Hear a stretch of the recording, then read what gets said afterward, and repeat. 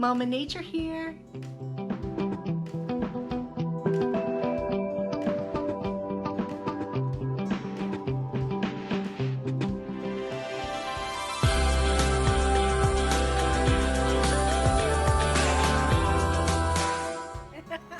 Welcome home. Today we're going to make Philly cheesesteaks on our griddle, our homemade griddle that my incredibly handsome and handy husband made for us.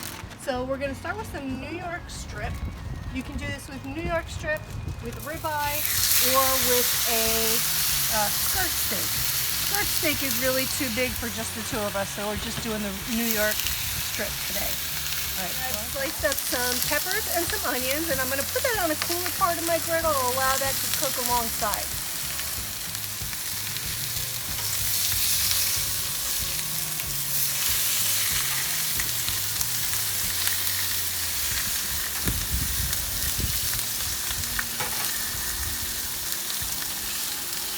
Add some seasonings now. Right now, all I did was I put a little bit of lemon juice on the meat to start to tenderize it, and that probably was only for about an hour. Now I'm going to get some oregano in there on the meat and on the veggies. But it's not a cheesesteak without oregano, trust me. A little bit of garlic powder. Got a little breeze. Woo. Okay, and then some salt and pepper.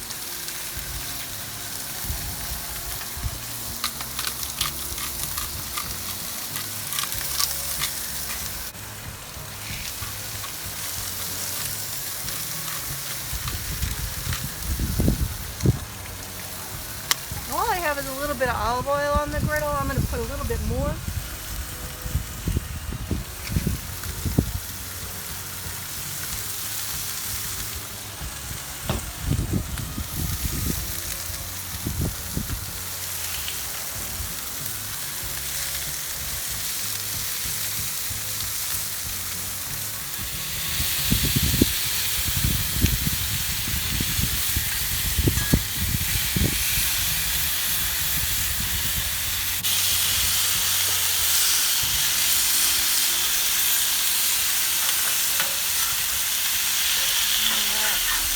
That actually looks pretty good, so this is where I want to take it off and slice it up real good.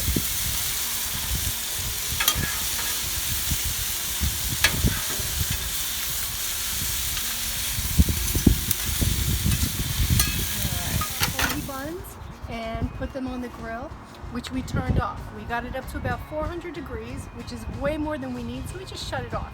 We're going to get a little browning on the buns, and we diced up all of the New York strip steak, mixed it in with our onions and peppers, and because this is a nice stainless bowl, it can take the heat. We could have it sitting right there even if we wanted to keep it warm.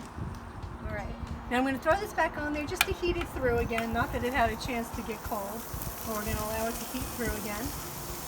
And then we're going to construct some sandwiches.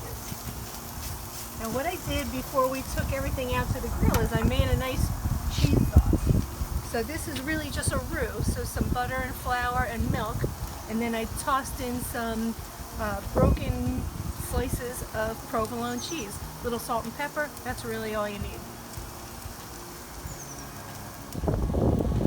So how do I know the temperature of my griddle? I got one of these handy dandy little things. I go like this, and I still got about 350 over on this side, even though I turned it off. And then over here on my cool side, it's about 265. So I've gone ahead and put some cheese sauce on my nice toasted bun. And now I'm going to build a sandwich. Got everything all mixed together, so all I have to do is load up my spatula. And there we go. Oh, a little more. Look at that. Oh, baby. That there is a meal. Add a little bit more cheese sauce, because after all, this is a Philly cheesesteak. And that's it. You're good to go. Doesn't need another thing.